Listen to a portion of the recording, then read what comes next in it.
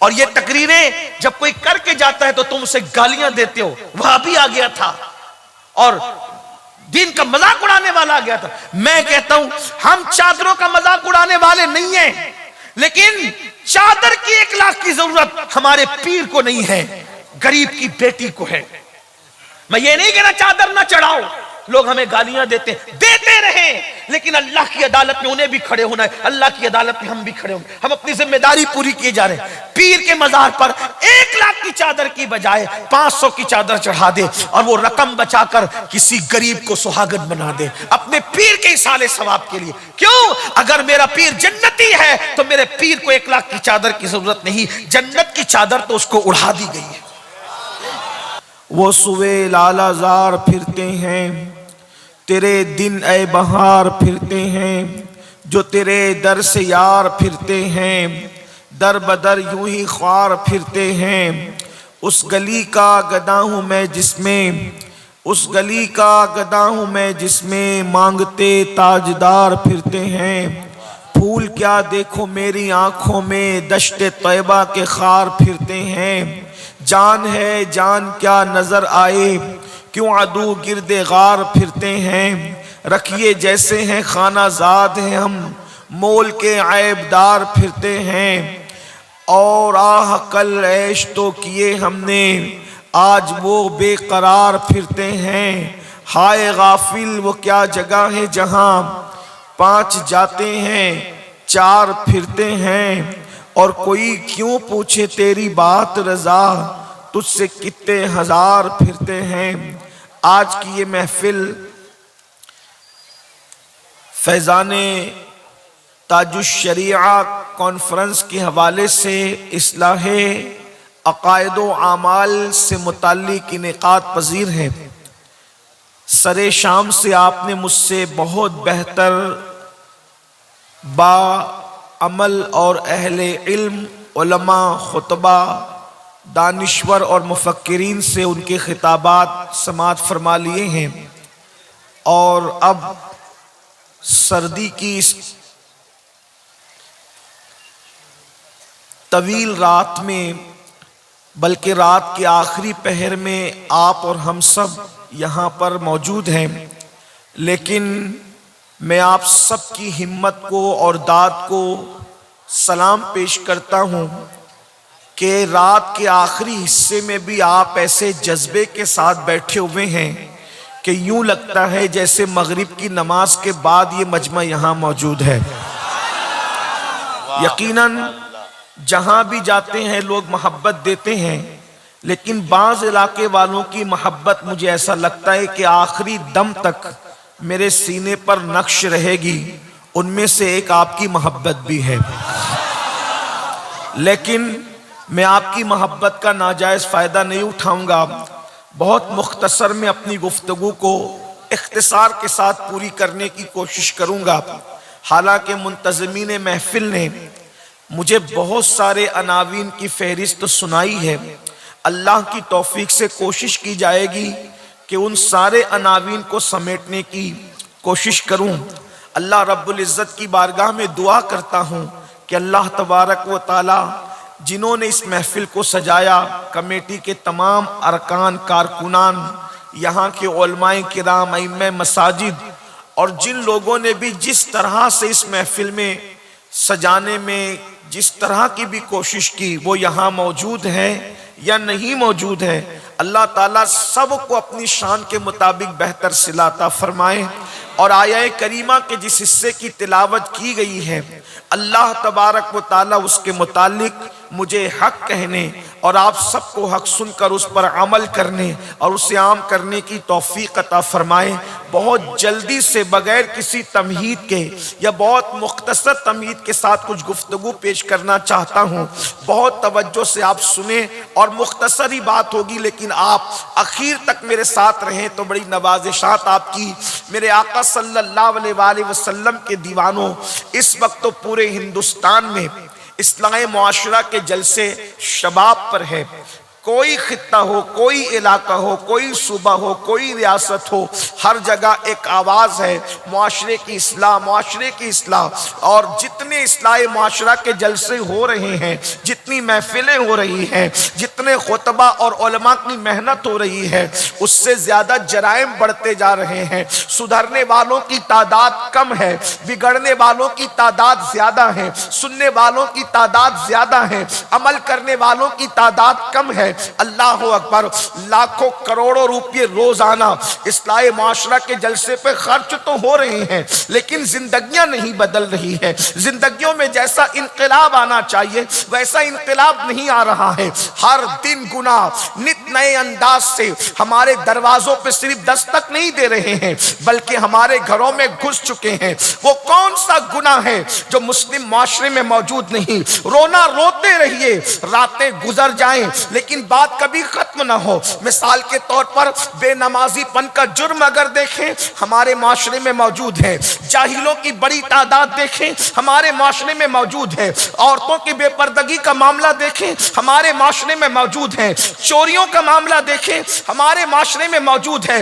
मुसलमानों, हद तो यह है कि जुमा के दिन मस्जिदों के अंदर चप्पल तक चोरी होते हैं। अंदाजा करें, जो कौम जुमा की नमाज में चप्पल चोरी करे, उस कौम की हालत क्या है? सोचो तो सही, उस कौम की कैफियत क्या है, उस कौम के मामलात क्या है।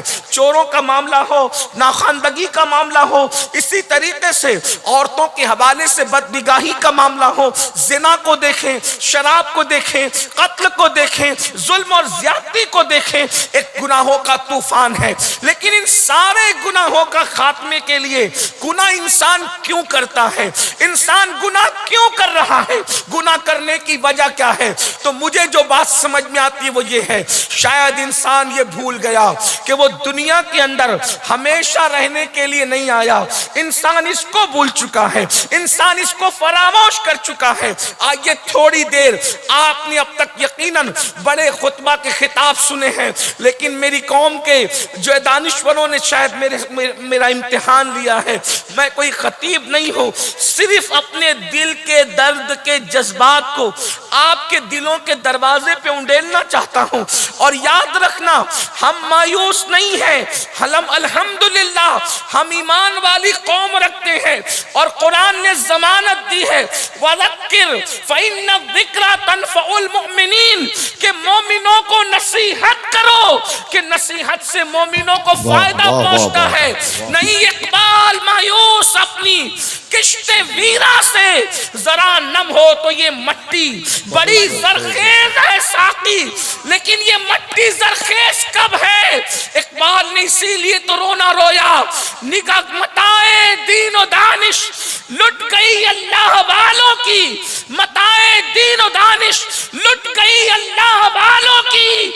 ये किस काफिर अदा का गमज़े खूरेज है साकी। अल्लाह अकबर, जब अल्लाह वालों की मता लुट जाती है तो हालात यही होते हैं। हम गुनाह क्यों कर रहे हैं? अल्लाह अकबर, लोगों के सामने नेक बनने वाले, लोगों के सामने मुत्तकी बनने वाले, लोगों के सामने परहेजगार बनने वाले, सोचो तो सही, सीसीटीवी कैमरे की जद में इंसान हो तो खाया हुआ गुटखा भी नहीं थूकता। अगर लोग देख रहे हो तो आदमी बड़ा लुकमा भी मुंह में नहीं डालता।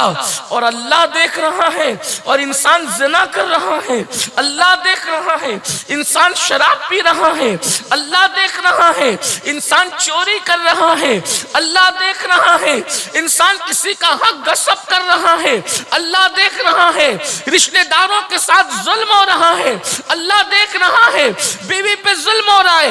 वजह शायद इंसान ये भूल गया कि मुझे मरना है, मुझे मौत आनी है, इंसान भूल गया।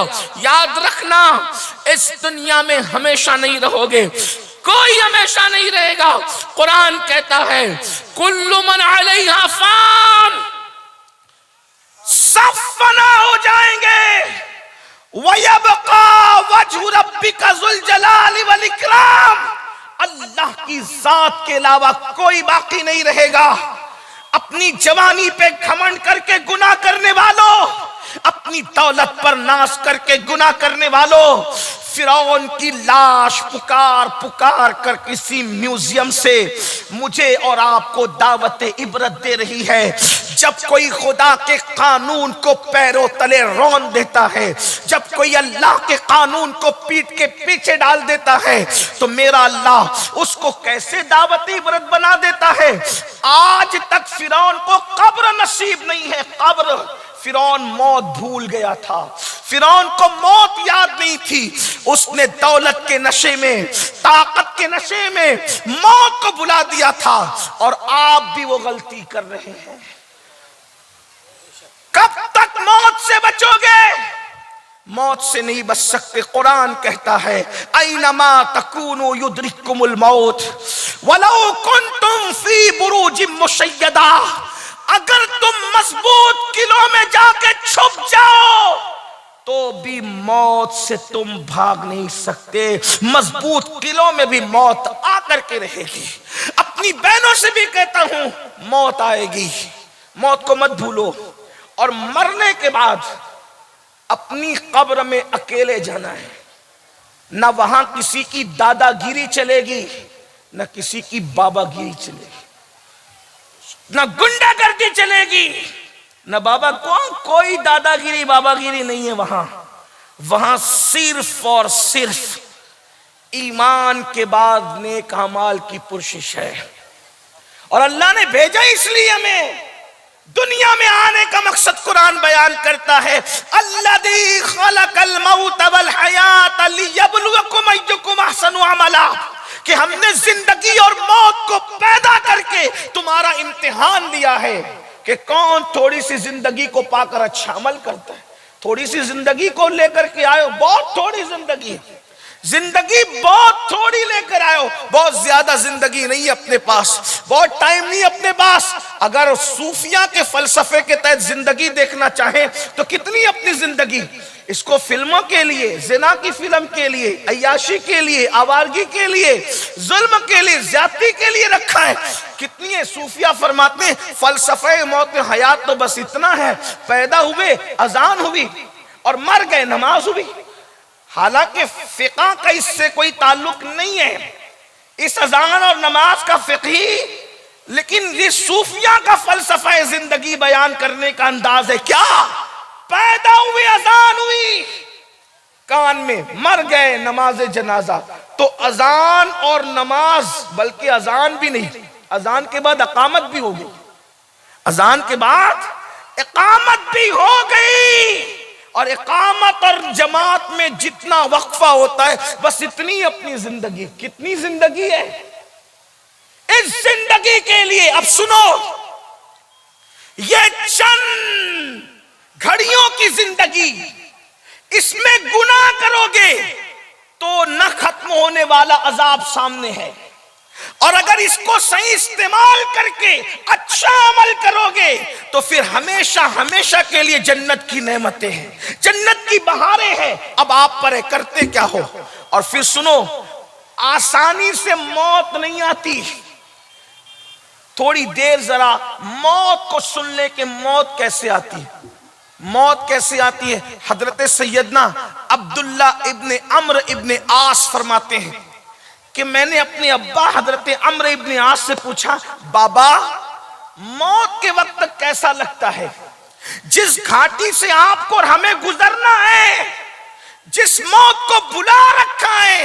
हजरत अम्र इब्ने आस से जब उनके शहजादे, वो खुद भी सहाबी हैं, उन्होंने पूछा, बाबा मौत के वक्त कैसा लगता है? तो हजरत अम्र इब्ने आस फरमाते हैं, बेटा अगर किसी के सीने पर जमीन और आसमान को समेट के रख दिया जाए। फकीह अबुल्लाह समरकंदी अपनी किताब में लिख रहे हैं, मैं अपनी बहनों से कहता हूं, बेपर्दगी के साथ किसी मर्द के सामने आने से पहले इस हदीस पे गौर करना। मैं अपने भाइयों से कहता हूं, जब नफ्स वरगलाए किसी औरत पर पाप की नजर डालने के लिए, तो सोचना कि हमें किस घाटी से गुजरना है। रिश्तेदारों पे जुल्म करने से पहले सोचो किस घाटी से गुजरना है।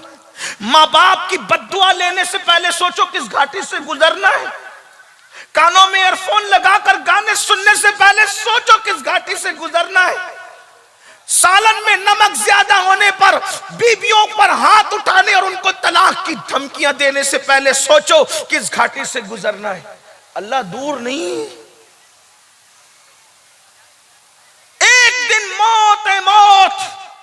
अम्र इब्न आस कहते हैं जब इंसान मरने लगता है तो उसके सीने पर इतना वजन रख दिया जाता है, ऐसा लगता है कि जैसे जमीन और आसमान को समेट कर उसके सीने पे रखा गया है। अगर चक्की का पत्थर रख दिया जाए ना सीने पे, क्या हो?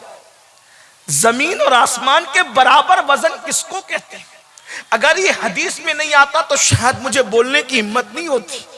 फकीह लिख रहे हैं, हदीस पाक में मौजूद है। थोड़ी देर के लिए तसव्वुर करो किस घाटी से गुजरना, किस मकाम से गुजरना है। बड़ी माजरत के साथ मेरे जवानों, ये शायरी की दुनिया अलग है और हदीसों की दुनिया अलग है। शायरी में आदमी जो कह दे, मौत के वक्त जो होगा देखा जाएगा। ये सहाबा कह रहे हैं अरे चक्की का पत्थर सीने पे अगर कोई बीमारी के वक्त रख दिया जाए तो हमारा क्या बनेगा? मौत के वक्त जमीन और आसमान के बराबर वजन सीने पे रखा जाता है, क्या बनेगा आपको? कुछ तो सोचो, कुछ तो गौर करो। किसी औरत पर पाप की नजर डालने से पहले कभी सोचा होता कि हमारा क्या बनेगा? जिना की टोकवा बात करने से पहले सोचा होता हमारा क्या बनेगा? लुक़्मा हराम खाने से पहले सोचा होता हमारा क्या बनेगा? ताश के पत्ते और जुआ खेलने से पहले सोचा होता मौत के वक्त जब उस घाटी से गुजरेंगे क्या बनेगा? वो मौत जब जमीन और आसमान के बराबर वजन सीने पे रखा होता है, क्या होगा उन लोगों? और ये बात मैं आपको बताऊं, ये जो हदीस बयान हो रही ना, इसमें नेक और गुनहगार का भी फर्क नहीं है। यानी मुतलकन मौत के वक्त जो दुनिया से जाता है उसको हर एक को गुजरना पड़ता है।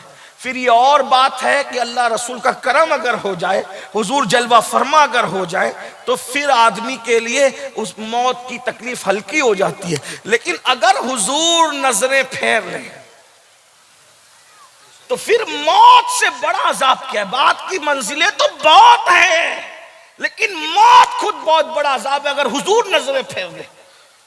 मेरी कौम के जवानों, मुझे बताओ, जब हमारे जवान जुआ खेलने को गुनाह नहीं समझते, हालांकि रिवायत में इमाम गजाली फरमाते जिसने जुआ खेला गोया उसने अपने हाथों को सूअर के खून में रंग लिया।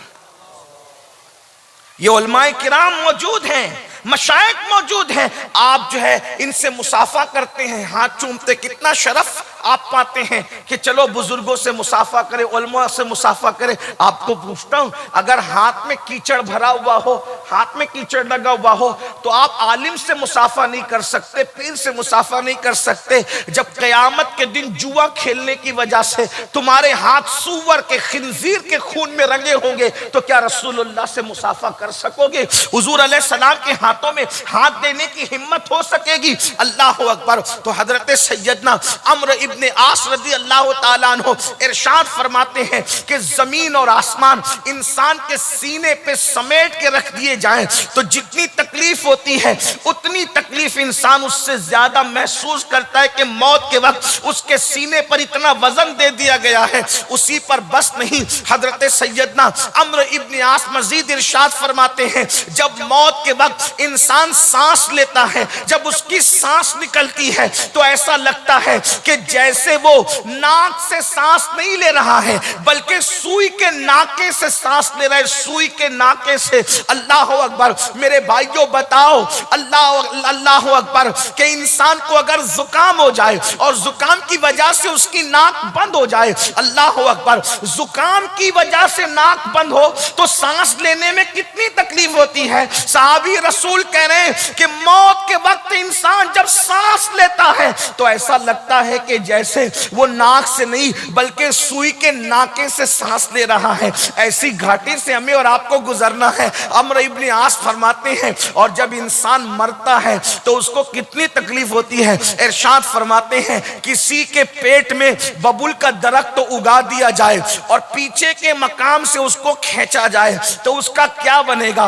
अम्र इब्न आस फरमाते हैं ऐसी तकलीफ मौत के वक्त होती है। फिर अपने बेटे से कहते हैं अब्दुल्ला इससे ज्यादा क्या बताएं, मौत की तकलीफ बयान नहीं हो सकती। अब मेरे आका अलैहिस्सलाम के दीवानों, मेरी कौम के जवानों, मेरी भाई मेरी बहनों, मुझे बताओ इस घाटी से गुजरना है, फिर भी इंसान जुल्म करेगा, फिर भी इंसान गुनाह करेगा, फिर भी इंसान बुराइयां करेगा। बताइए ना कितने गुनाह है। किसी का हाल ये है कोई माँ का दिल दुखा रहा है, अल्लाह अकबर, नौजवान आज के लड़के और लड़कियां अल्लाह अल्लाह माँ बाप को भीख मांगने पे मजबूर कर रहे हैं। कोई धक्के दे के माँ बाप को घर से निकाल रहा है, कोई माँ को बहन के घर पहुंचा रहा है, कोई माँ से कहता है क्या तेरे और बच्चे नहीं हैं, मैं ही तुझे पालूं। कोई बाप को कहता है बस करो, तुम्हारी बीमारी पे खर्च करते करते मैं थक गया हूं। मुझे बताओ अल्लाह अकबर, नादानो अच्छी तरह से सुन लो, माँ बाप उस नेमत को कहते हैं, उस नेमत को किसी के खूबसूरत चेहरे को देखकर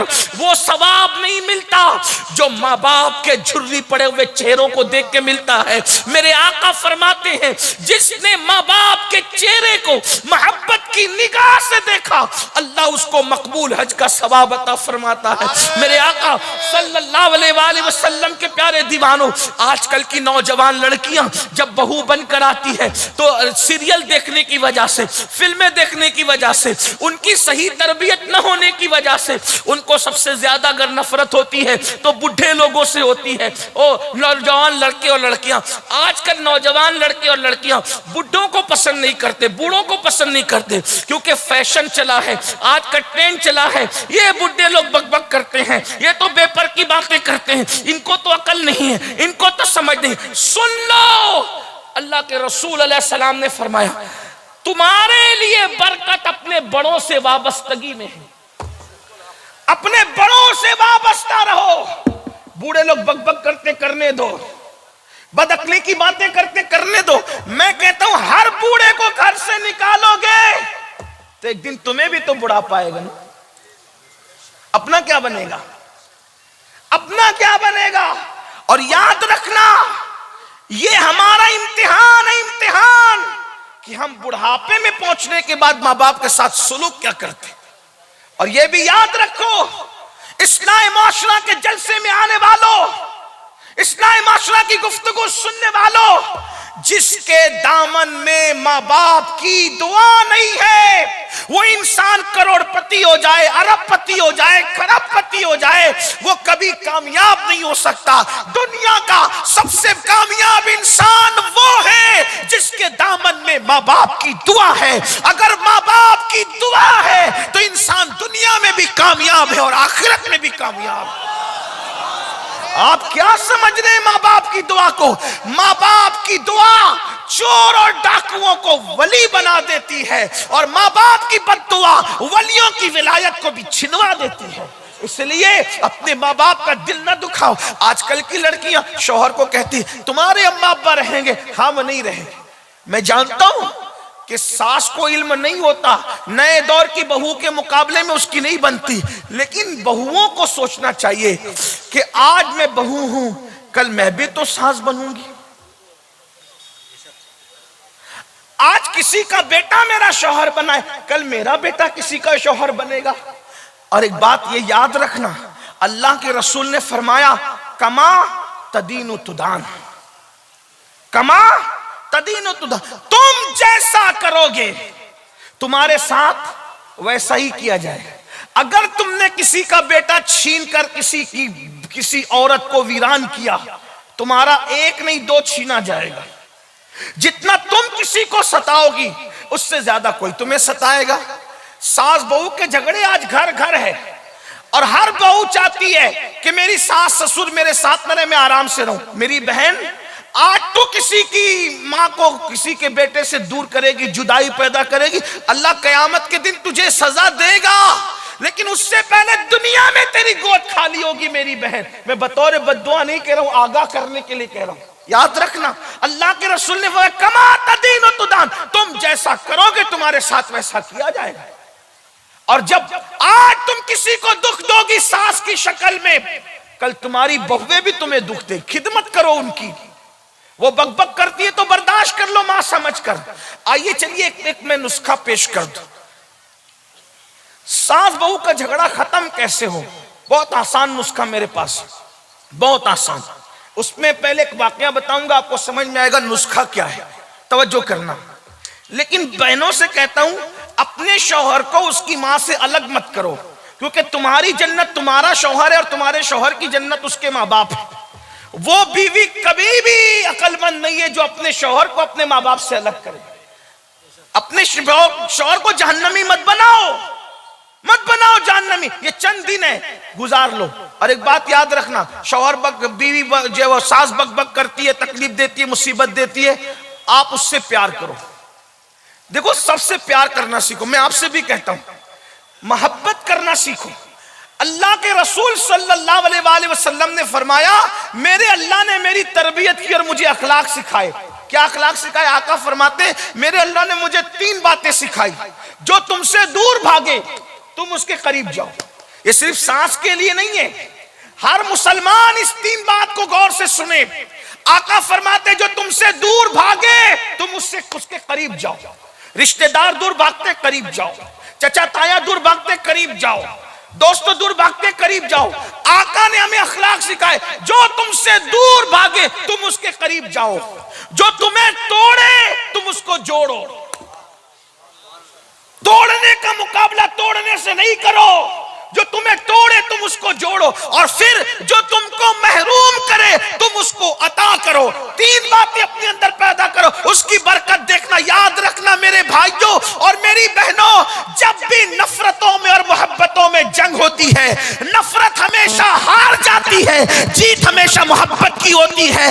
नफरत के मुकाबले में कभी नफरत मत बांटो, नफरत के मुकाबले में मोहब्बत देना सीखो। अहले नफरत हार जाएंगे, अहले मोहब्बत जीत जाएंगे। नहीं जानते, अल्लाह अकबर, किसी के हाथ में तलवार है, कोई तलवार लेकर नफरत में भरपूर आता है, आज तो मोहम्मद को कत्ल कर दूंगा। किसी के हाथ में तलवार है, किसी के होठों पे दुआ है, अल्लाह उमर को ईमान नसीब फरमा। देखो नफरत हार गई, मोहब्बत जीत गई। तलवार हाथ में लेने वाला कयामत तक के लिए गुलाम बन गया। नहीं देखते, तारीख है, तारीख है, तारीख है।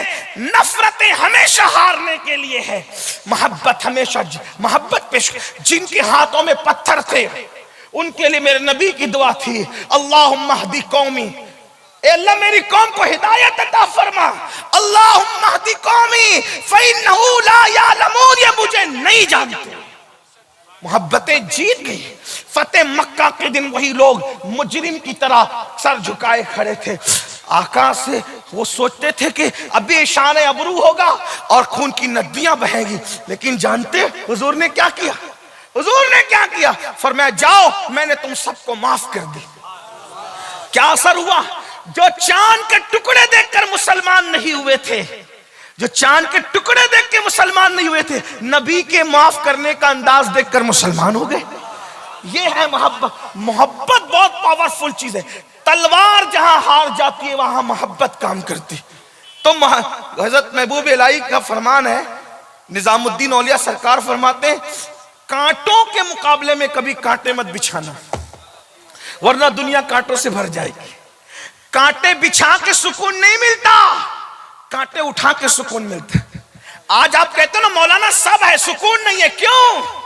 सब है, एसी है सुकून नहीं, पंखे है सुकून नहीं, अच्छा खाना है सुकून नहीं, मुर्ग मुसल्लम मुरग्गन गिज़ाएं सुकून नहीं, अच्छे कपड़े सुकून नहीं, अच्छा मकान है सुकून नहीं, अच्छी दुकान है सुकून नहीं, अच्छा कारोबार है सुकून नहीं, औलाद है सुकून नहीं, बीवी है सुकून नहीं, माँ बाप है सुकून नहीं। कहते हो सब कुछ है सुकून नहीं। नादान, सुकून नरम बिस्तरों से नहीं मिलता। दूसरों को सुकून अता करो, तुम्हें खुद सुकून की दौलत नसीब हो जाए। आज तुम्हारे ज़मीर इसीलिए बेकरार है कि तुमने प्यार देना छोड़ दिया, तुमने मोहब्बत देना छोड़ दिया। अरे मेरे अजीज, कुत्ते को रोटी दो तो इतना सुकून मिलता है, माँ बाप की खिदमत करने पे कितना मिलेगा। सोचो, दरख्तों को पानी देने पे इतना सुकून मिलता है, किसी मुसलमान की खिदमत करने पे कितना सुकून मिलेगा। तो मैं जो नुस्खा पेश करने चला था, मैंने कहा था जल्दी खत्म कर दूंगा, मैं वाकई समेटूंगा, फैलाऊंगा नहीं। सास बहू का झगड़ा कैसे खत्म, बड़ा मसला है। मसला है कश्मीर इतना बड़ा नहीं है जितना घर घर का ये झगड़े हैं, लेकिन बहुत आसान है। हम लोगों के पास तो सब आसान है, आसान है। कहते हैं बहनें, नौजवान बहनें गौर से सुने, मैं उनकी मजबूरियां जानता हूं।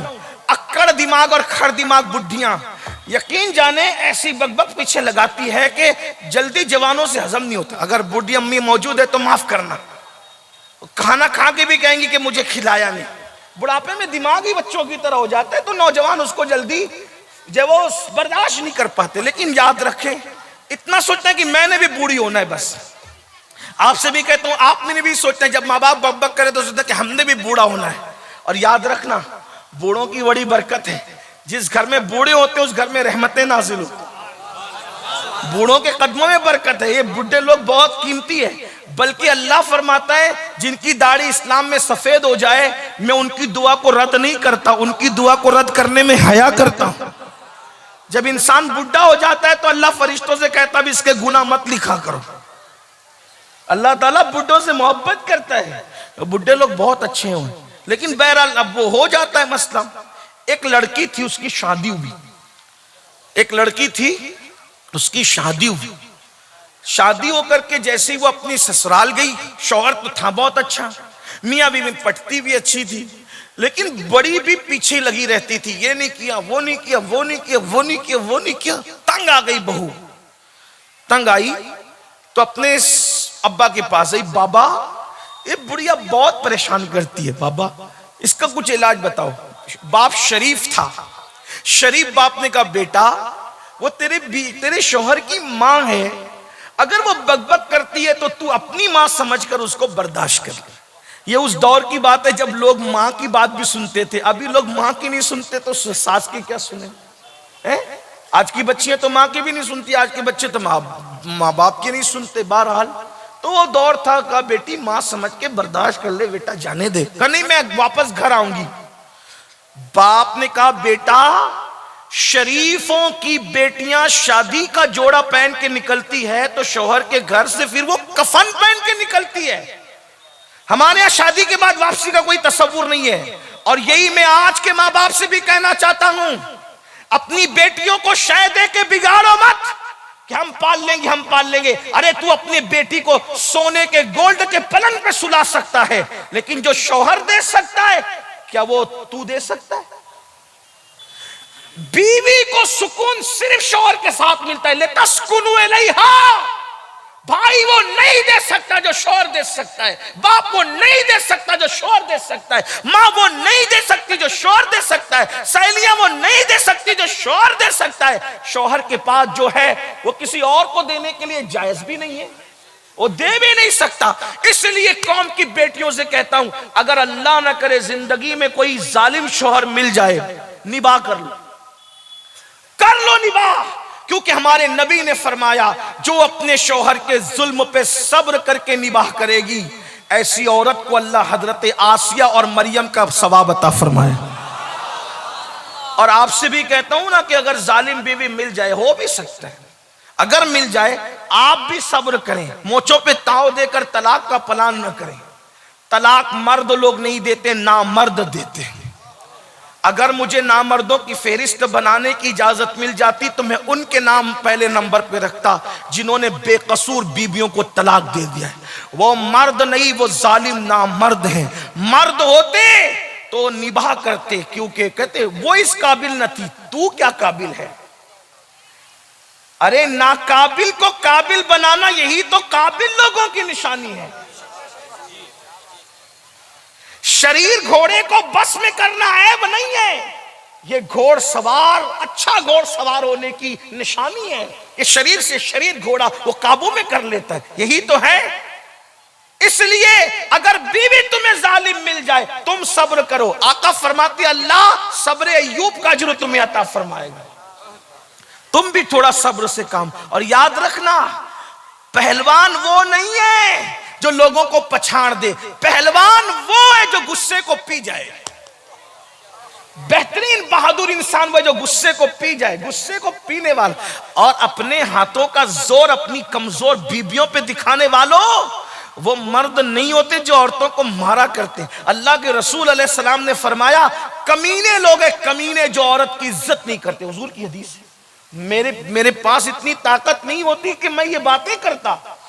फकीह अबुल्लाह समरकंदी ने हदीस के अल्फाज लिखे, जो बीवी को की इज्जत नहीं करना जानते वो कमीने कमीने।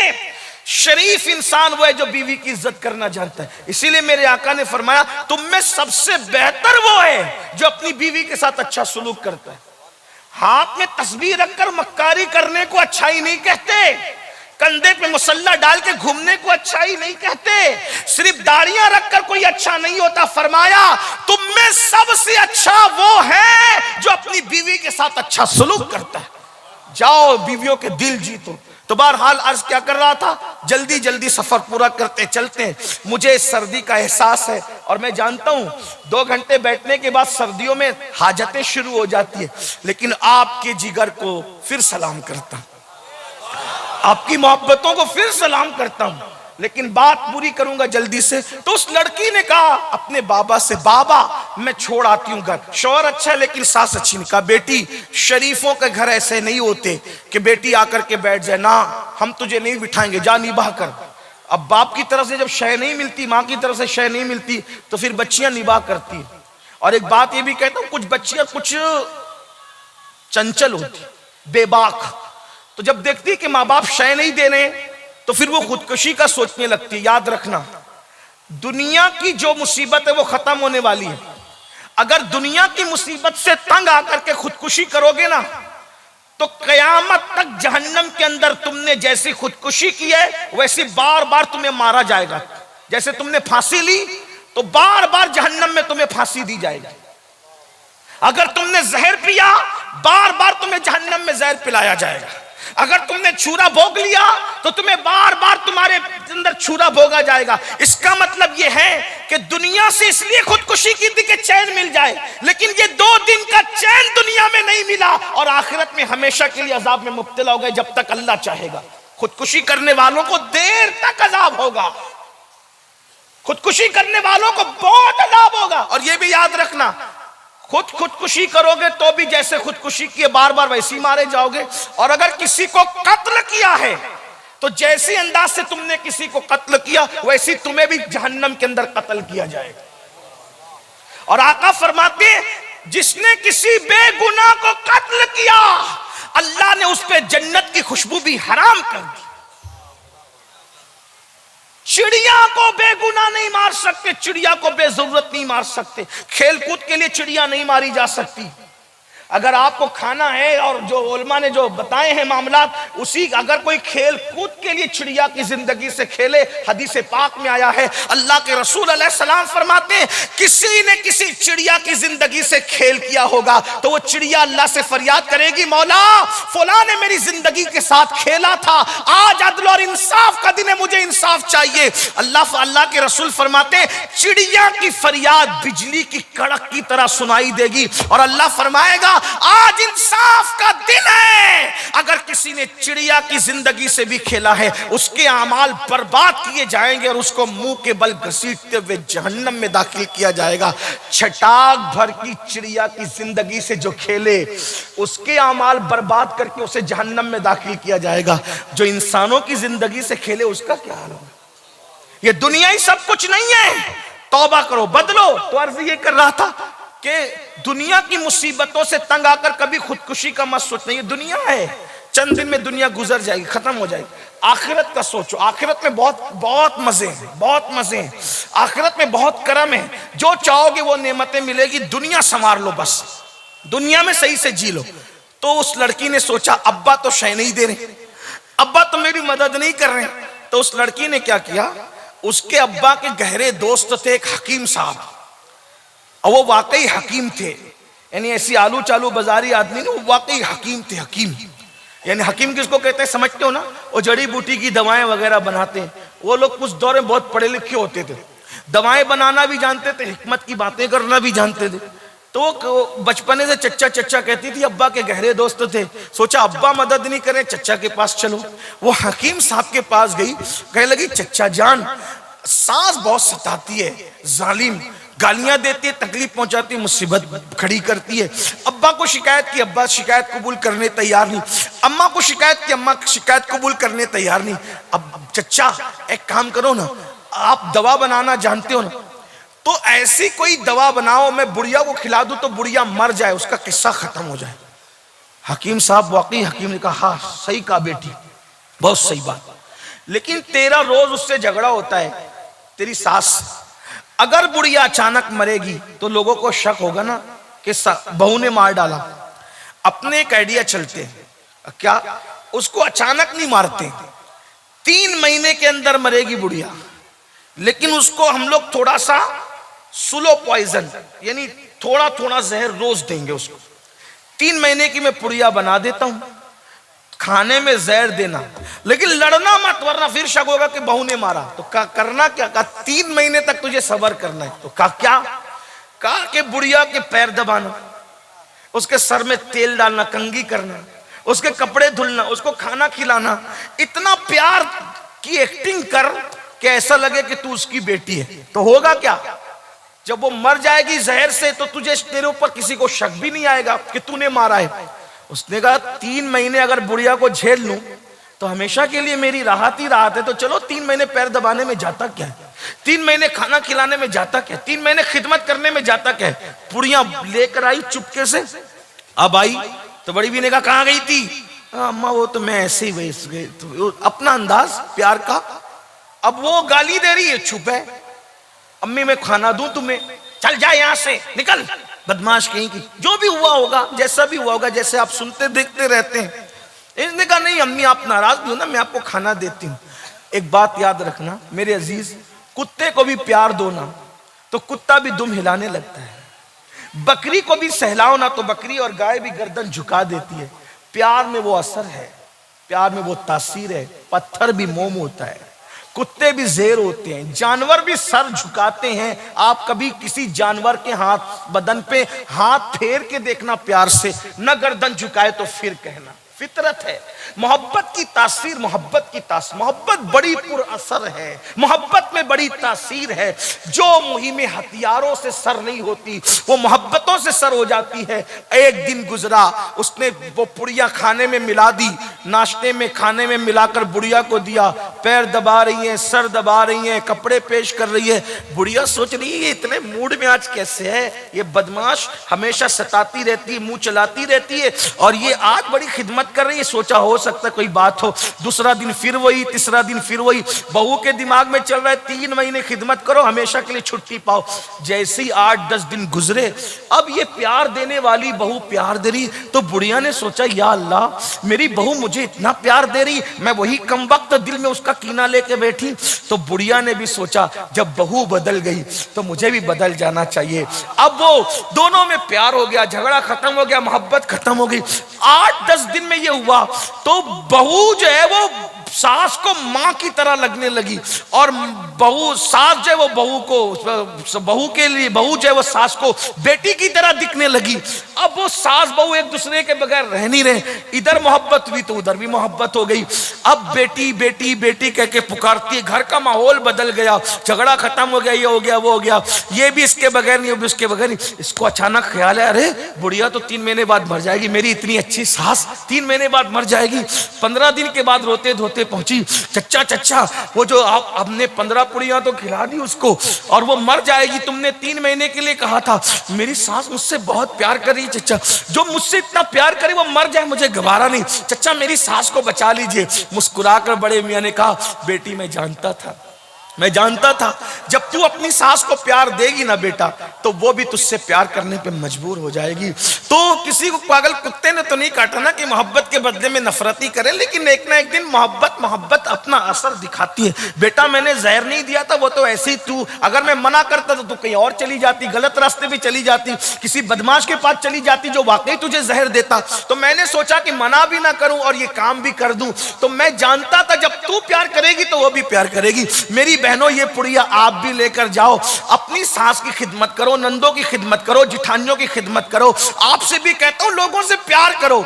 मेरे आका अलैहिस्सलाम के दीवानों, ये कादरी फकीर आपकी बस्ती में तुम्हें गारंटी दे के जा रहा है, सबसे प्यार करो, दुनिया कदम में न झुक जाए तो फिर कहना।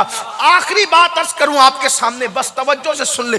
आखिरी बात अर्ज करूं आपके सामने, अल्लाह के रसूल ने किस किस को माफ किया, अल्लाह के रसूल ने कैसे कैसे लोगों को माफ किया जानते हैं? आखिरी बात देखो, हुजूर ने कैसे माफ किया। माफ करना सीखो।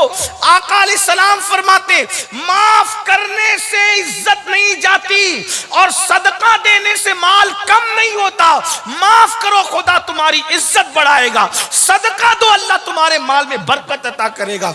एक सुने तवज्जो से, आखिरी बात उसको अपने अल्फाज के जामे में पेश कर रहा हूं, तवज्जो से सुनो।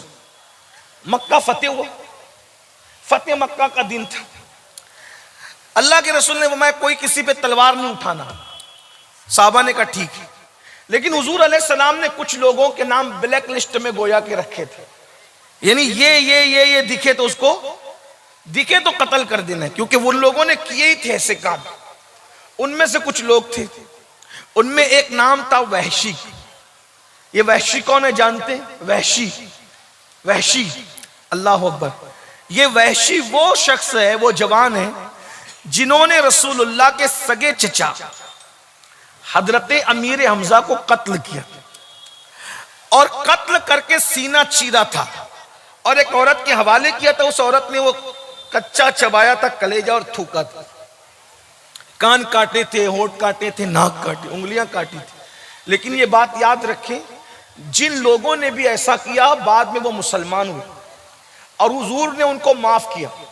तो इस्लाम लाने से पहले अगर किसी ने कुछ कर दिया तो इस्लाम लाने के बाद हम उस पर तान नहीं कर सकते। याद रखना, हुजूर ने जिनको माफ कर दिया, अब हम उन मुर्दे गड़ों को, उन गड़े हुए मुर्दों को नहीं उकेल सकते। कुछ लोग ऐसा करते हैं।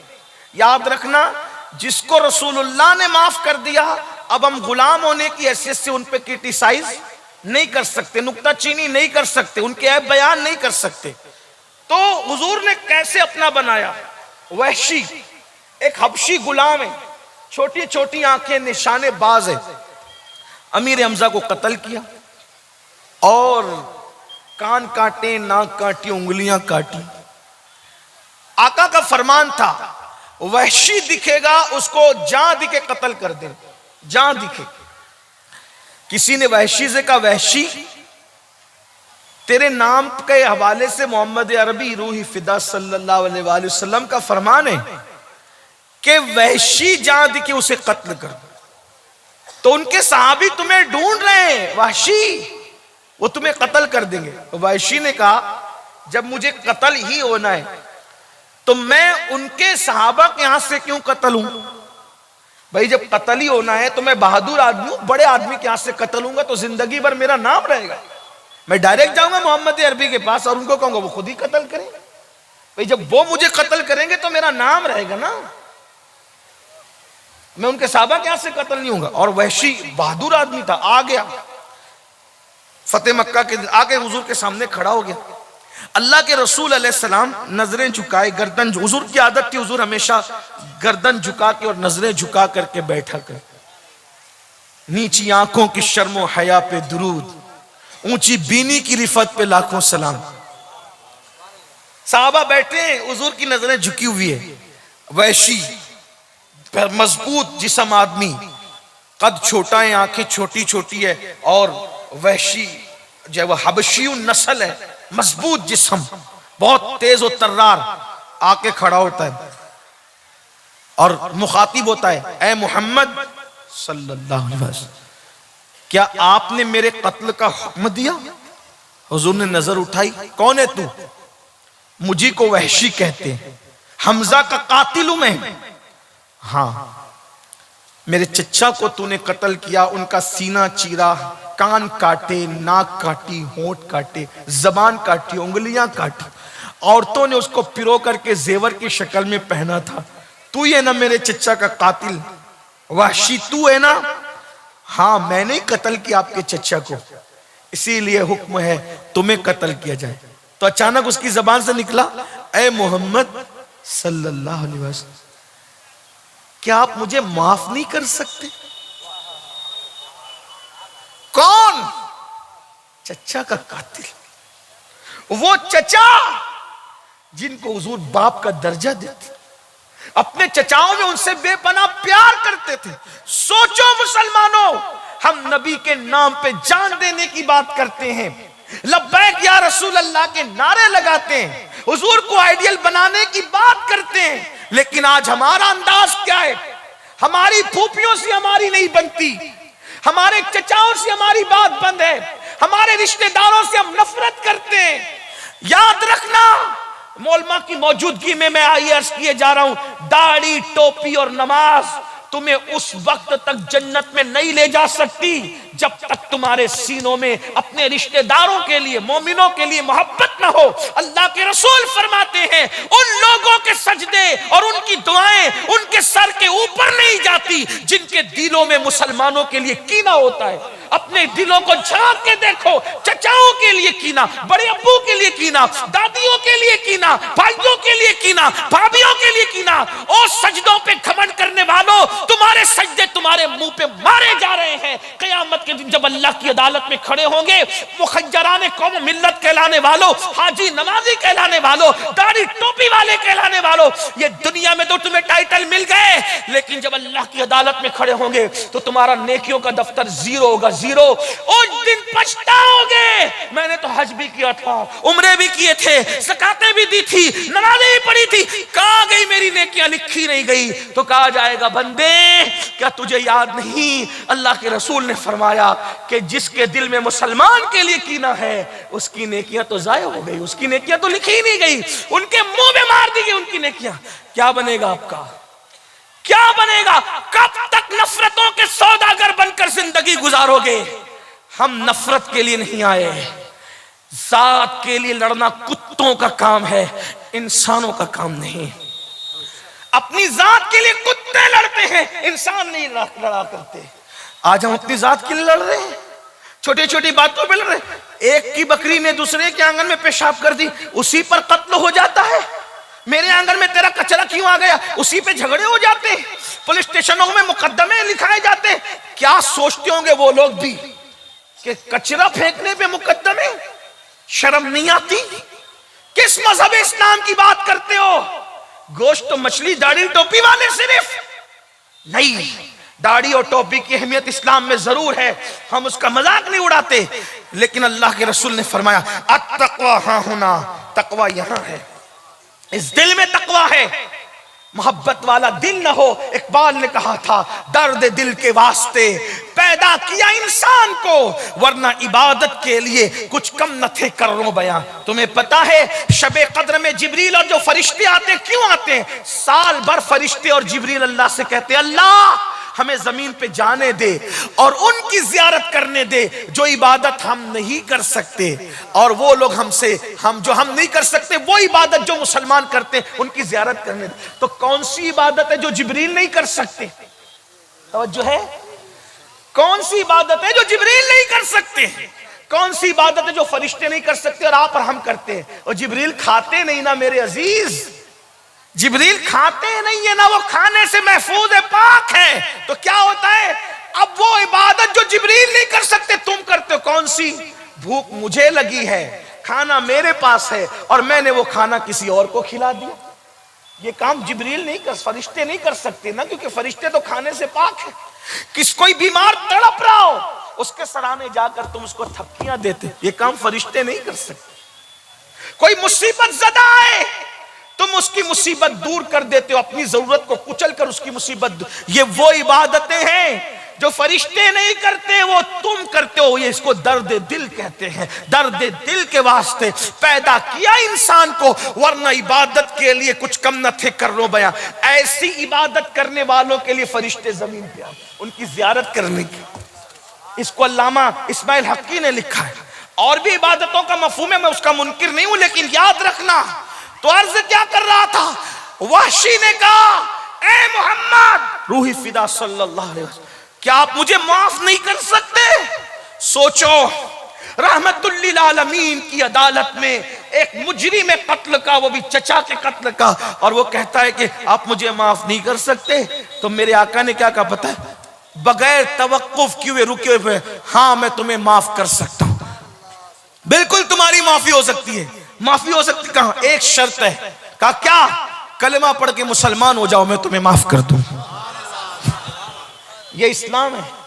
अच्छा, अब वो वहशी दिमागदार ज़हीन आदमी का कलमा पढ़ूंगा तो क्या होगा? कहा कि कलमा पढ़ेगा तो तेरे सब गुनाह माफ हो जाएंगे, सब जुर्म माफ हो जाएंगे और अल्लाह तुझे जन्नत देगा। कहा कलमा पढ़ लूंगा, आप माफ कर देंगे, अगर आपका अल्लाह माफ नहीं करा तो आप माफ कर दिए ना कलमा पढ़ने से, आपका अल्लाह माफ ना करे तो? हुजूर क्या फरमाते हैं? मैं जमानत देता हूं वहशी, जब मैं माफ करूंगा तो मेरा अल्लाह भी माफ कर दे। चचा के कातिल के साथ ये सुलूक कि उसको माफी की जमानत दी जा रही। अल्लाह रब्बुल इज्जत के हवाले से कहा जा रहा है कि मैं जमानत देता हूं कि अल्लाह तुझे जरूर माफ करेगा। ये है हुजूर का किरदार। हमारे पास क्या है? आइए, अगर आपसे कोई माफी मांगता है माफ कीजिए, बाप का कातिल भी माफी मांगे माफ कीजिए, और अगर आप माफ नहीं करते, अल्लाह के रसूल ने फरमाया जो दुनिया में माफी मांगने वालों को माफ नहीं करेगा, कयामत के दिन अल्लाह उसको माफ नहीं करेगा। मोहब्बतों के सफीर बनो, मोहब्बतों को आम करो। अल्लाह पाक की बारगाह में दुआ है कि अल्लाह ताला हम सबको मोहब्बतों को आम करने की तौफीक अता फरमाए।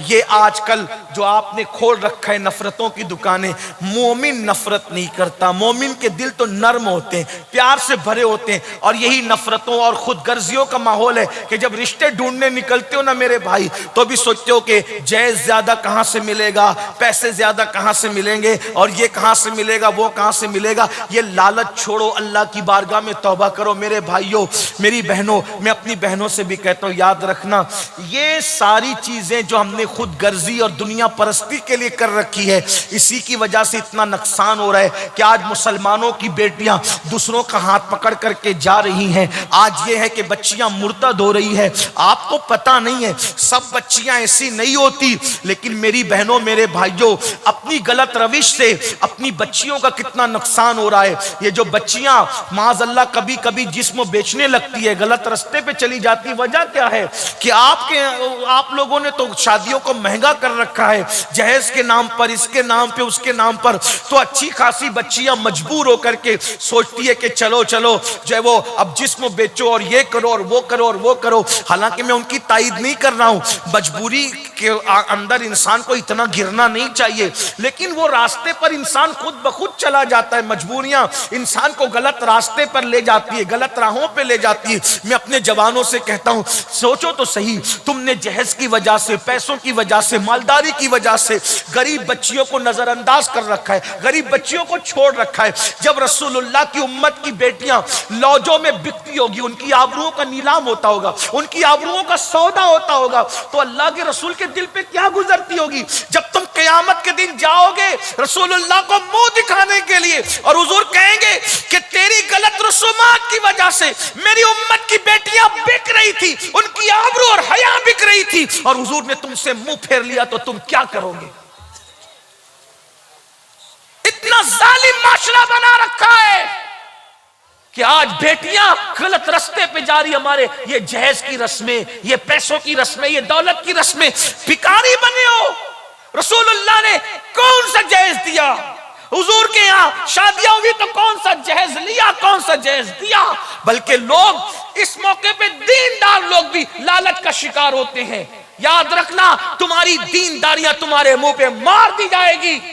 मुनाफिक ना बनो, जो बोलते उस पे अमल करो। या अय्युहल्लज़ीना आमनू लिमा तक़ूलूना मा ला तफ़अलून, वो क्यों कहते हो जिस पे तुम खुद अमल नहीं करते।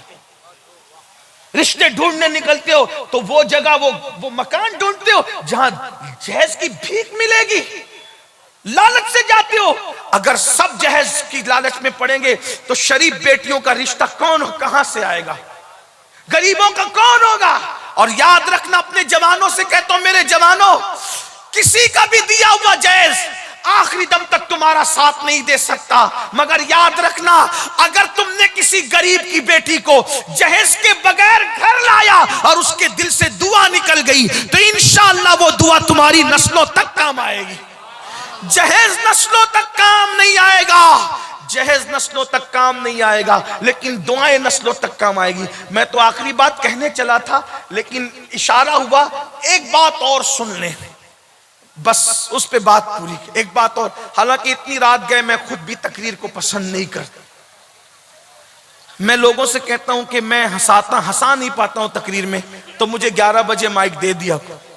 लेकिन कुछ लोगों के अपने तकाजे होते हैं, तो बहरहाल सुन ले। अपनी बहनों से भी कहता हूं, अपने बेटों को बेचो मत बेचो, जहेज के बदले बेटों को मत बेचो। जब तुम शादियां करने निकलती हो तो बड़े घर की बेटियां, पढ़ी लिखी बेटियां बहुत ढूंढने निकलती हो। एक बात आपसे कहूं, बहुत कीमती बात, कुछ याद रहे ना रहे, अच्छा डॉक्टर, अच्छा शौहर हो यह जरूरी नहीं। खूबसूरत लड़की, अच्छी बीवी हो यह जरूरी नहीं। अच्छा मुकर्रिर, अच्छा शौहर हो जरूरी नहीं। अच्छा वकील, अच्छा शौहर हो जरूरी नहीं। अच्छा टीचर, अच्छा शौहर हो जरूरी नहीं। अच्छी मुदर्रिसा, अच्छी बीवी हो जरूरी नहीं।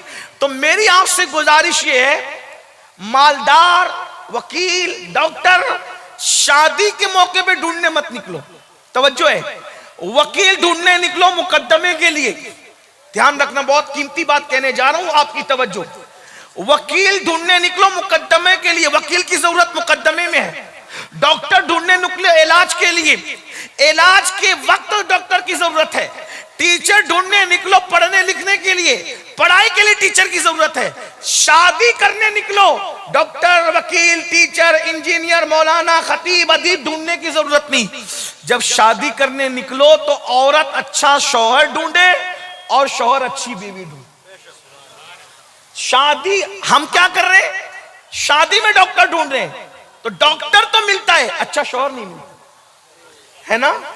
हम शादी के मौके में मालदार ढूंढ रहे हैं, मालदार तो मिल जाती, अच्छी बीवी नहीं मिलती। तो जब शादियों के लिए निकलो तो सिर्फ अच्छा शौहर तलाश करो, सिर्फ अच्छी बीवी तलाश करो। और याद रखना, कोई अनपढ़ भी कभी अच्छे शौहर का किरदार निभा सकता है, कोई गरीब भी कभी अच्छी बीवी का किरदार निभा सकती है, अगर उसके दिल में अल्लाह का खौफ और खशियत मौजूद है तो। ये बात याद रखना। आज हम सब ढूंढ रहे हैं, अच्छी बीवी नहीं ढूंढ पा रहे, क्योंकि हमने बीवी की हैसियत से ढूंढा ही नहीं। हम सब ढूंढ रहे हैं, अच्छा शौहर नहीं ढूंढ पा रहे, क्योंकि हमने अच्छे शौहर की हैसियत से ढूंढा ही नहीं। हम तो सौदेबाजी के लिए निकले। ये मुशरिकों की रसूमात थी जिसको तुमने अपनाया। और याद रखना, ये इस्लामी माशरा के जलसे माफ करना आपको जन्नत में शायद न ले जा सके,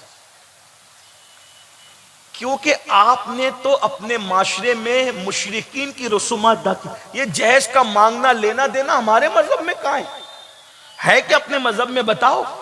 हमारे मजहब में तो ये कि एक सेब खाने पर शादी हो जाती है, और वो भी बतौरे सजा सुनाया जाता है, अंधी है, लंगड़ी है, लूली है ना, यही कहा जाता है ना। और वो नौजवान उस सजा को सजा के तौर पे बखुशी कबूल करते हैं। अगर सेब की माफी इसी पर है कि अंधी बीवी चाहिए, लंगड़ी चाहिए, लूली चाहिए, सब ले लेंगे, लेकिन कयामत में सेब का जवाब कौन देगा, है ना। कोई जहेज था साथ में, कोई कपड़े थे साथ में, क्या था। गौसपाक सिर्फ बिरयानी खाने के लिए, गौसपाक के वालिद बुजुर्गवार का ये किरदार नहीं है आपके सामने। बहनों से पूछता हूं, मुसीबत में सिर्फ गौसपाक को पुकारती हो, कभी गौसे पाक की अम्मी अब्बा का किरदार भी देखा। और गौसपाक की अम्मी ये भी नहीं कहती आने वाला तो अजनबी मुसाफिर है, मैं उसके साथ कैसे जाऊं, उसका तो खुद का घर भी नहीं है, खुद का मकान नहीं है, कैसे अबू साले से निकाह हो। लेकिन वो सोचती है खुद का मकान हो ना हो, लेकिन अल्लाह से इतना डरने वाला है कि एक सेब की सजा के तौर पे कबूल कर रहा है किसी को। ये होते किरदार, ये दीन, ये मजहब, हम कहां है। तो बात में जो करने चला था इख्तिताम पे, यही कि मजबूरियां गलत रास्ते पे डालती है बेटियों को, बेटों को। एक मर्तबा का वाकया है, 5-7 बहनें थी, 5-7 बहनें थी, उनको रिश्ते नहीं आ रहे थे। जैसे आजकल माहौल है, गरीब को कोई नहीं पूछ रहा है। दीनदार लोग भी ना सिर्फ जलसे में कहते हैं हजरत तकरीर करना, हजरत की तकरीर पे कौन अमल कर रहा है? दीनदार लोगों के यहाँ भी जब बड़े घर देखे जाते थे कहते हैं आपने तो कहा था, तकरीर तो आप ही ने करवाई थी ना मौलाना से, अब आप जब वो मालदार घराना क्या करूं हजरत, मेरी बीवी नहीं मान रही। वो इतना फर्मा बरदार हो गया तो बीवी का, पूरी जिंदगी अपनी चलाता रहा और अब मालदार घर में रिश्ते के लिए बीवी को आड़ बना लिया। यही होता है ना, ये सब होता है, ये सब झूठ है, मक्कारी है, फरेब है। जहेज क्यों मांग रहे हो? बीवी नहीं मान रही है। बीवी की कितनी मानी तूने? आज सब कुछ मलका बीवी को बना दिया। झूठ है। घर की शादियों में गलत रस्में करते हो, औरतें नहीं मान रही घर की, तो औरतों की पूरी जिंदगी तुम मनवाते रहे और आज शादी के मौके पे इतने बेबस हो गए। इसका मतलब आदमी एक दूसरे के पीछे छुपता है, झूठ बोलता है इंसान। अल्लाह का खौफ जा रहा है दिलों से, वो सोचता ही नहीं कि अल्लाह देख रहा है, मुझे मरना भी, अल्लाह को जवाब भी देना है। बहरहाल तो कई बहनें थी, बड़ी बहन ने देखा कि किसी बहन को ना मुझे रिश्ता आता ना मेरी बहनों को आता है, बड़ी खूबसूरत, बाप को कैंसर का मर्ज हो गया, माँ बीमार रहती है। सोचा या अल्लाह, बाप को कैंसर हो गया, माँ बीमार रहती है, कोई हमारी मदद नहीं करता, कोई हमारी इमदाद नहीं करता। चलो एक काम करते हैं, बाजार हुस्न में रात को औरतें अपना जिस्म बेचती हैं, तो हम भी चुपके से जा करके अपनी आबरू को बेचा है। उसने बुर्का पहना और जहां औरतें अपने जिस्म की नुमाइश करके अपनी आबरू को सौदा करती थी, वहां जाके बैठ गई। गरीब की बेटी थी, उसके पास मेकअप करने का कोई सामान भी नहीं था, लेकिन इतनी खूबसूरत थी, क्योंकि अल्लाह के यहां हुस्न देने के लिए अमीर और गरीब का फर्क नहीं होता। अल्लाह जिसके घर चाहता है खूबसूरत बच्चे पैदा कर देता है। बहुत मालदार ऐसे जिनके घर में उतने खूबसूरत नहीं होते जितने गरीबों के यहाँ होते हैं। कभी अमीरों को मालदार खूबसूरत बच्चे देते, कभी गरीबों को उसकी अता है। बहुत खूबसूरत बेटी थी, गरीब बाप के घर में पैदा हो गई और बाप बीमार रहता है, कैंसर का मरीज है, माँ बीमार रहती है, दवा को पैसे नहीं, लोग मदद नहीं करते, इमदाद नहीं करते। हाँ, हमारी कौम की भी कई बच्चियां लॉजों में आबरू बेचती होगी, क्योंकि तुम लोग हो, तुम लोग, हाँ तुम लोग, कि तुम लोग पीर की चादर, पीर के मजार पर 1 लाख की चादर तो चढ़ा सकते हो, लेकिन 500 की चादर किसी गरीब के सर पे दुपट्टे की शक्ल में नहीं डाल सकते। और ये तकरीरें जब कोई करके जाता है तो तुम उसे गालियां देते हो। वह भी आ गया था और दीन का मजाक उड़ाने वाला आ गया था। मैं कहता हूं हम चादरों का मजाक उड़ाने वाले नहीं हैं, लेकिन चादर की 1 लाख की जरूरत हमारे पीर को नहीं है, गरीब की बेटी को है। मैं ये नहीं कहना चादर ना चढ़ाओ, लोग हमें गालियां देते रहे, लेकिन अल्लाह की अदालत में उन्हें भी खड़े होना है, अल्लाह की अदालत में हम भी खड़े होंगे। हम अपनी जिम्मेदारी पूरी किए जा रहे हैं। पीर के मजार पर 1 लाख की चादर की बजाय 500 की चादर चढ़ा दे और वो रकम बचाकर किसी गरीब को सुहागन बना दे, अपने पीर के इसाले सवाब के लिए। क्यों? अगर मेरा पीर जन्नती है तो मेरे पीर को 1 लाख की चादर की जरूरत नहीं, जन्नत की चादर तो उसको उड़ा दी गई है। हाँ, लेकिन तुम नहीं करोगे, मुझे मालूम है, इसलिए कि तुम मुफ्त की जन्नत लेना चाहते हो। निकलो, असल दीन को पहचानो। हाँ, तुम ये जरूर करते हो, उर्स पर कव्वाल और कव्वालन को बुलाओगे तो हजारों लुटा दोगे उन जालिमों पर, लेकिन अगर वही स्कूल की फीस के लिए तुम्हें कोई मांगने के लिए आए तो तुम्हें मौत आती है, मौत। स्कूल की फीस देने में भी सवाब मिलेगा। कैसे स्कूल की फीस दे किसी गरीब की? कव्वाल और कव्वालनों पर 35-35 हजार तुम्हारा एक सेटिया लुटा देता है। और उसकी महफिल में पीर के नाम पर गरीब की अगर फीस भर देते, एक गरीब को पढ़ाने की जिम्मेदारी ले लो, उसकी 7 नस्लें सुधर जाएगी। आप कहते हो स्कूल की फीस भरने में भी मौलाना सवाब है। अरे नादान, जब चिड़िया और कुत्ते को पानी पिलाने पे सवाब मिल सकता है तो किसी मुसलमान के बच्चे को पढ़ाने पे सवाब क्यों नहीं मिल सकता? मरने के बाद लोगों को कांधा देने की बजाय जीते जी कांधा देने की कोशिश करो। ऐसा मत करो, असल दीन सीखो। बताओ, हम अपने मजहब में कव्वाल और कव्वालन के मुकाबले का कोई तसव्वुर है? अपने मजहब की तालीम तो ये कि औरत बुलंद आवाज से कुरान नहीं पढ़ सकती कि मर्दों के कानों तक पहुंचे। जो मजहब औरत को बुलंद आवाज से कुरान पढ़ने की इजाजत नहीं देता कि मर्दों के कानों तक पहुंचे, उस मजहब में कव्वालन को बुलाकर उर्स में वो भी क्या तसव्वुर है? शर्म करो, अल्लाह को जवाब देना है, मरना है तुम्हें। ऐसी महफिलों में शिरकत मत करो। लेकिन मैं ये भी जानता हूं तुम जलसों में जितने आते हो ना, उससे ज्यादा उन खुराफात की महफिलों में जाते हो। उलमा कहते हो तो तुम मानते नहीं हो, इसलिए कि कलकत्ता, मुंबई, दिल्ली और सऊदी और दुबई के सेठिए अपनी मर्जी चलाना चाहते गांव में आकर, वो उलमा की नहीं मानना चाहते। लेकिन याद रखना, दौलत के गुरूर और घमंड में अल्लाह के कानून को पीठ के पीछे डालने वालों, जब वो फिरौन को दरिया में गर्क कर सकता है तो तेरी दौलत की औकात क्या है? जब वो लंगड़े मच्छर से नमरूद को हलाक कर सकता है तो तेरी दौलत की औकात क्या है? इसलिए याद रखना, दौलत के घमंड में अल्लाह के कानून को पीठ के पीछे मत डालना, वरना अल्लाह बर्बाद करेगा। जो अल्लाह देना जानता है वो अल्लाह छीनना भी जानता है। तो मैं अर्ज कर रहा था, बात इख्तिसार खत्म करते, उस लड़की ने सोचा मेरे बाप को कैंसर है, कोई मदद नहीं करता, माँ बीमार है, कोई मदद नहीं करता, बहनों को रिश्ते नहीं आते, कोई मदद नहीं करता। तो क्या किया उसने? कहा चलो जिस्म ही बेच लें, बाप के लिए दवा का इंतजाम तो हो जाएगा। बड़ी दर्दनाक है ये सूरत हाल। गरीब के पास तो आबरू और गैरत ही होती है, अगर वो भी बिक जाए तो फिर गरीब के पास रह क्या जाता है ना। मेरे आका ने गरीबों से बहुत मोहब्बत की। आज हमारे दिलों में गरीबों के लिए कोई मोहब्बत नहीं। हम तो मुसाफे भी अमीर और गरीब देखकर करते हैं, हम तो जनाजों में भी अमीर और गरीब देखकर जाते हैं, हम तो दावतों में भी गरीब और अमीर देखकर जाते हैं। बड़ी माजरत के साथ, अगर गरीब बीमार पड़े तो उसका कोई पुरसाने हाल नहीं, मालदार बीमार पड़े तो दूर दूर से लोग उसकी खैरियत पूछते।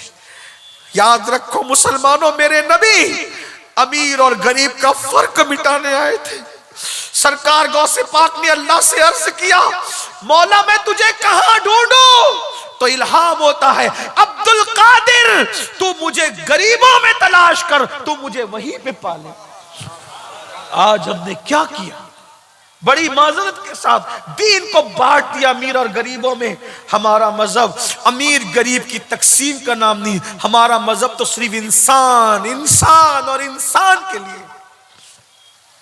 हमारा मजहब तो मोहब्बत देने में मुसलमान और काफिर की भी बात नहीं करता। जो इंसान है इस्लाम उसको प्यार देता। ख्वाजा अबुल हसन खरकानी फरमाते हैं कि इस्लाम तो भूखे को खाना खिलाने की बात करता है, मुसलमान को नहीं, सिर्फ जो भूखा मिले खाना खिला। ये अपना मजहब, ये अपना मजहब है। एक मर्तबा इब्राहिम अलैहिस्सलाम के पास एक आतिश परस्त मजूसी आया, उसने कहा मुझे खाना चाहिए। कहा तेरा मजहब का मजूसी हूं? कहा जा नहीं खिलाता। अल्लाह ने फौरन वही फरमाई, इब्राहिम तूने खाना नहीं खिलाया। मौला वो मजूसी था, काफिर था, मेरा बंदा तो था ना इब्राहिम, मेरी मखलूक तो था ना, इतने बरसों से मैं खिला रहा हूं, तूने एक वक्त का नहीं खिलाया। हजरत इब्राहिम अलैहिस्सलाम उठे, उस मजूसी काफिर के पीछे दौड़े, बुला के चल इधर रखा। कहा अब क्यों आए हो? कहा अल्लाह ने मुझ पे वही की, मेरा बंदा तो है ना, काफिर है मगर मेरा बंदा है, तूने खाना क्यों नहीं खिलाया? तो मजूसी ने कहा कि जो मेरा अल्लाह मेरा इतना ख्याल करता है, फिर मैं उसकी बगावत क्यों करूं? कलमा पढ़ा, इस्लाम में दाखिल कर। भाइयों ये अपना मजहब है, लेकिन हम तो मुसलमान को प्यार नहीं दे रहे, दूसरों को क्या प्यार दोगे? हाँ, जो इस्लामी हुदूद है वो है, अपनी जगह है, लेकिन प्यार, खाना खिलाना, प्यार देना, अखलाक से पेश आना, इसमें हुजूर अलैहिस्सलाम ने मजहब में भी कोई तफरीक नहीं फरमाई। कुत्तों को पानी पिलाने पे भी जन्नत मिली, चिड़ियों की जान बचाने पे भी जन्नत मिली, रास्ते से तकलीफ देने वाली चीज हटाने पे भी जन्नत मिली। कहां हो मुसलमानों? अपने मजहब को पढ़ो, रसूमात के इर्द गिर्द सिर्फ मत फिरो, दीन पढ़ो, उलमा से दीन सीखो। तो वो लड़की ने सोचा बाप की बीमारी है, कोई मदद ही नहीं करता, कोई इमदाद ही नहीं करता। क्या किया? बुर्का ओढ़ कर गई और बाजार हुस्न में बैठ गई। पूरे बाजार हुस्न में सबसे खूबसूरत वही लड़की थी, लेकिन खुदा का करना, अल्लाह की शान, जो आता उसके करीब आता तो ऐसा लगता कि कुदरती तौर पे उसकी नजर झुक जाती और आगे बढ़ जाती। ये देखती रहती कि अब आकर कोई सौदा करेगा, और अब आकर, क्योंकि अभी तक उसने कभी आबरू बेची नहीं थी, पहला इत्तेफाक था, सूबे इत्तेफाक, गुर्बत लाई थी आबरू बेचने के लिए। लेकिन जैसे कोई आता उसकी नजर झुक जाती, देखता ही नहीं उसको, आगे बढ़ जाता, देखता ही नहीं, आगे बढ़ जाता।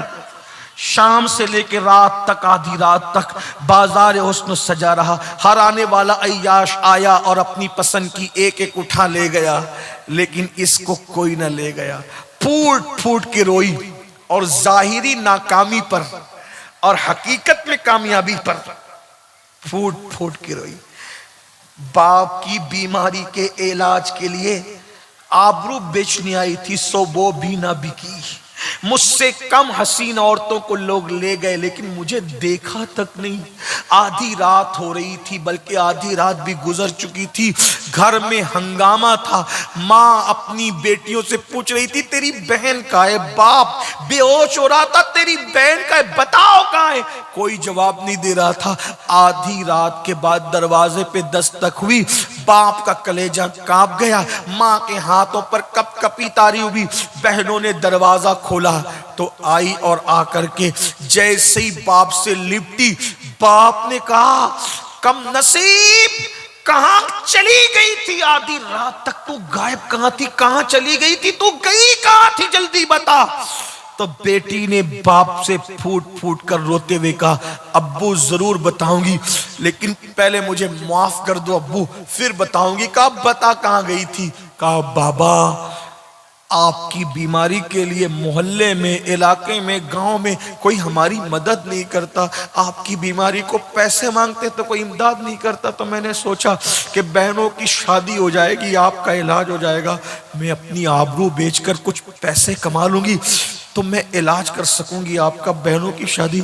बाप की आंखें फट गई, गरीब हया से पानी पानी हो गया। तो कहा फिर क्या हुआ? कहा बाबा फिर क्या हुआ? गई तो थी बाजार हुस्न में अपने आबरू का सौदा करने। बाप ने कलेजा पकड़ा, हाय अल्लाह। लेकिन बाबा, आपकी बेटी के करीब जो भी आता नजरें झुकाकर चला जाता। किसी ने मेरी आबरू का सौदा न किया। बाप की जान में जाने, अल्लाह तेरा शुक्र है। जैसे अल्लाह का शुक्र अदा किया तो कहा, बेटी अल्लाह की कसम तू सच बोल रही है, तू आधी रात तक बैठी ना, इंशाअल्लाह अगर जिंदगी भर भी बैठती तो कोई तुझे ताक कर न देखता, तेरी आबरू का सौदा न करता। तो बेटी ने कहा, अब्बा आपको इतना यकीन कैसे है कि कोई मेरी तरफ ताक कर न देखता, मेरी आबरू का सौदा न करता? तो बाप ने कहा, मुझे नबी के फरमान पे यकीन है। अल्लाह के रसूल ने फरमाया, कमा तदीन तुदान, तुम जैसा करोगे तुम्हारे साथ वैसे ही किया जाएगा। बेटी, जब तेरे बाप ने किसी औरत पर गलत नजर नहीं डाली तो मेरी बेटी पर कोई गलत नजर कैसे डाल सकता है? तेरे बाप ने जब भी किसी को देखा तकद्दुस की निगाह से देखा। तो मेरे आका अलैहिस्सलाम के दीवानों, याद रखो, बदलो, मोहब्बतें आम करो, जहस की लानत खत्म करो, आपस के इख्तिलाफात खत्म करो।